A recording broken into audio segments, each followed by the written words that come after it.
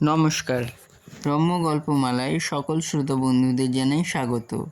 আপনাদের সাথে আমি রম্য মাইতি। আজ শোনাতে চলেছি সাহিত্যিক অমল দাশগুপ্তের লেখা একটি ভিন্ন স্বাদের গল্প, কাজের মেয়ে। ছবি সংগৃহীত। গল্প পাঠে আমি রম্য মাইতি। আজকের গল্প কাজের মেয়ে। কলকাতা বা বড় বড় শহরগুলিতে একটু খরচ করতে পারলেই বিভিন্ন সেন্টার থেকে সব রকমের কাজের লোক পাওয়ার অভাব থাকে না। একটা ফোন করলেই হলো। তবে সময়কাল ভালো নয়। যতই I card, Aadhaar card, photo থানায় জমা থাক, তবু রোজ খবরের কাগজ বা টিভি খুললেই নজরে আসে কাজের লোক পাদাদের সহযোগিতায় ডাকাতি, খুন আর লুট হচ্ছে গৃহকর্তার বাড়িতে।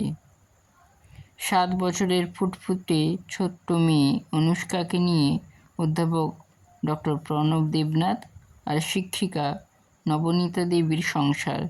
আর আছে সব সময়ের জন্য 13-14 বছরের এক কাজের মেয়ে রীতা। রীতাকে সেন্টার থেকে আনা হয়নি। এত ছোট মেয়ে সেন্টারে পাওয়া যায় না। এক কাজের মাসি দিয়েছিল। রীতা রোগা হলেও অনেক কাজ করতে পারে। কর্তা কর্ত্রী কলেজ ও স্কুল পড়াতে গেলে রীতা যত্ন করে তাদের মেয়েকে রাখে। প্রায় বছরখানেক হতে চলল অনুষ্কাকে রীতা স্কুল বাস থেকে নামায়, বড় রাস্তা থেকে বাড়ি নিয়ে আসে, স্কুল ইউনিফর্ম পাল্টে হাত মুখ ধুইয়ে খেতে দেয়, কিছুক্ষণ বিশ্রামের পর স্নান করায়, ভাত মেখে মাছের কাঁটা বেছে খাওয়ায়, ঘুম পাড়ায় ইত্যাদি সবই করে। রীতা যেমন বিশ্বাসী তেমনি মায়াবতী। অনুকে খুব ভালোবাসে। দেবনাথ দম্পতি রীতাকে পেয়ে নিশ্চিন্ত। রীতার দুবেলা খাওয়া, টিফিন, ইচ্ছামতো ঘরের টুকটাক খাওয়া, জামা কাপড় জুতো ছাড়াও 2000 টাকা মাইনে পায়। অবশ্য রীতার মত নিয়েই তার মাইনের টাকা প্রণববাবুর কাছেই জমা থাকে। যেদিন রীতা কাজ ছেড়ে দেবে বা বিয়ে করবে তখন তাকে দিয়ে দেবে। রীতার দূর সম্পর্কের এক মাসি ছাড়া কেউ নেই। সেই মাসির আর্থিক অবস্থা খুব খারাপ নয়। চাষের জমি ছাড়া ছোট্ট একটি পোলট্রি আছে। প্রণববাবু আর নবনীতা দেবীর বেশ দিন কাটছিল, কিন্তু মাস 2-3 হলো রীতা মাইনের টাকা নিজের হাতে নিচ্ছে আর রোজ বিকেলে ঘন্টা 3 বাইরে যাচ্ছে। টাকা দিয়ে কী করছে বা বিকেলে কোথায় যায় একবার নবনীতা দেবী জানতে চেয়েছিলেন, কিন্তু রীতা কোনো উত্তর না দিয়ে চুপ করেছিল। নবনীতা দেবী কারো ব্যক্তি স্বাধীনতায় হাত দিতে চান না, তাই আর দ্বিতীয়বার জানতে চাননি। আর প্রায় 2 মাস পর একদিন প্রণববাবুর একটা পুরনো প্যান্ট শার্ট রীতাকে ফেলে দেবার জন্য দিলেন। রীতা ফেলে না দিয়ে যত্ন করে সেটা এক প্লাস্টিকের প্যাকেটে রেখে দিল। নবনীতা দেবী জানতে চাইলেন, ওটা কাকে দিবি? ছোট উত্তর এলো, আচ্ছা একজন। নবনীতা দেবী চিন্তায় পড়লেন। রীতার নেহাতি বাচ্চা মেয়ে, তার কাছে থাকে, ওর ভালো মন্দ তাদেরই দেখা উচিত। ও টাকা নিয়ে কী করে? রোজ বিকেলে কোথায় যায়? জামা প্যান্ট কাকে দিল? কোনো খারাপ লোকের খপ্পরে পড়েনি তো? রহস্য ঘনীভূত হচ্ছে। রাতে নবনীতা দেবী প্রণববাবুর সঙ্গে রহস্যের আলোচনা করলেন। প্রণববাবু বললেন, ওকে বিকেলে অনুসরণ করে দেখলে হয় না? নবনীতা দেবী বললেন, সেটাই তো শেষ পথ।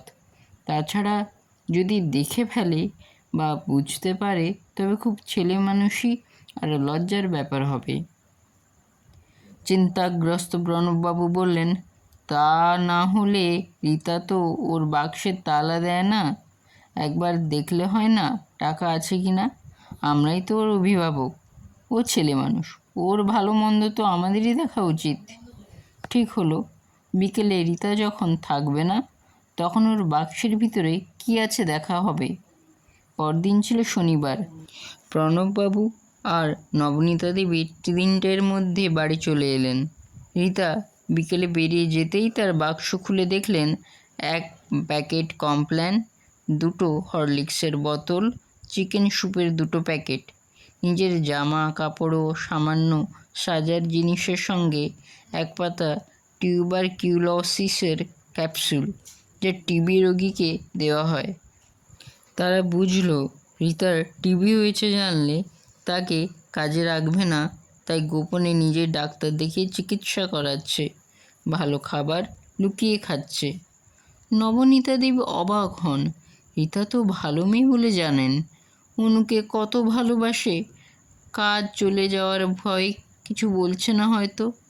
প্রণববাবু আর নবনীতা দেবীর রিতার উপর খুব রাগ হলো। নবনীতা দেবী ঠিক করলেন রিতার কাছে সরাসরি জানতে চাইবেন কেন সে অসুখের কথা লুকিয়ে রেখেছে। প্রণববাবু বললেন, না, তাতে কাজ হবে না। কোনো একটা কিছু বানিয়ে বলবে।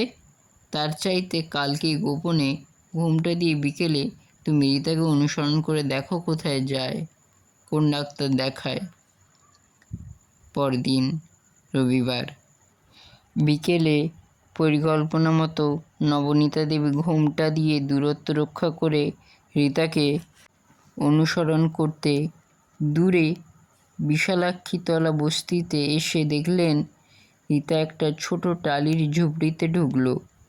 গোপনে নবনীতা দেবী ওই ঝুপড়ির পাশের ঘরে গিয়ে খবর নিয়ে জানলেন ছেলেদের পরিত্যক্ত টিবিগ্রস্ত এক বুড়ো মানুষকে বস্তির রাস্তায় পড়ে থাকতে দেখে ওই মেয়েটা 1000 টাকা ভাড়ায় এই ঘরটা নিয়ে বুড়োকে রেখেছে। রোজ সন্ধ্যায় রান্না করে ঔষধ খাইয়ে খাবার জল এনে দিয়ে সেবা করে। হরলিক্স, কমপ্ল্যান, স্যুপ আমাদের দিয়ে যায়, আমরা গরম জলে গুলে তৈরি করে দিই। নবনীতা দেবীর চোখে জল চলে এলো। এত মায়া রিতার। সে ঘরটাতে ঢুকে হ্যারিকেনের আলোয় দেখলেন এক রুগ্ন শীর্ণ বৃদ্ধ প্রণববাবুর সেই ফেলে দেওয়া জামাটা পরে মেঝেতে শুয়ে আছে। রিতা একটা কেরোসিনের স্টোভে ভাত বসিয়েছে। নবনীতা দেবীকে দেখে ভয়ে ভূত দেখার মতো কিছুক্ষণের জন্য হতভম্ব হয়ে গেল সে। পরক্ষণেই নবনীতা দেবীর পা ধরে কেঁদে বলল, কাকিমা, মাফ করবেন, আমি এই বুড়ো মানুষটাকে রাস্তায় ফেলে দেখে আসতে না পেরে জড়িয়ে গেছি। আমাকে কাজ ছাড়াবেন না, তাহলে আমার সঙ্গে এই বুড়োটাও মারা যাবে। নবনীতা দেবী রিতাকে জড়িয়ে ধরে বললেন, রিতা, তোকে ছাড়বো কেন? তুই যা পেরেছিস, আমরা শিক্ষার আলোতে থেকেও তা পারিনি। জীবসেবাই তো মানুষের প্রকৃত ধর্ম, আর তুই সেই ধর্মই পালন করছিস। সামনের মাস থেকে তোর মাইনে কিছু বেশি করে দেব, তবে এই টাকাটা কিন্তু তোর ভবিষ্যতের জন্য রাখতে হবে। রিতার কান্নাশ্রু আনন্দাশ্রুতে পরিণত হলো। কেমন লাগলো আজকের এই গল্প? কমেন্ট বক্সে অবশ্যই লিখে জানান। গল্পটি ভালো লাগলে লাইক এবং শেয়ার করতে ভুলবেন না। পরবর্তীকালে নিত্য নতুন নানা স্বাদের গল্প শুনতে এখনই আমার চ্যানেলটি সাবস্ক্রাইব করে আমার পাশে থাকুন। ধন্যবাদ।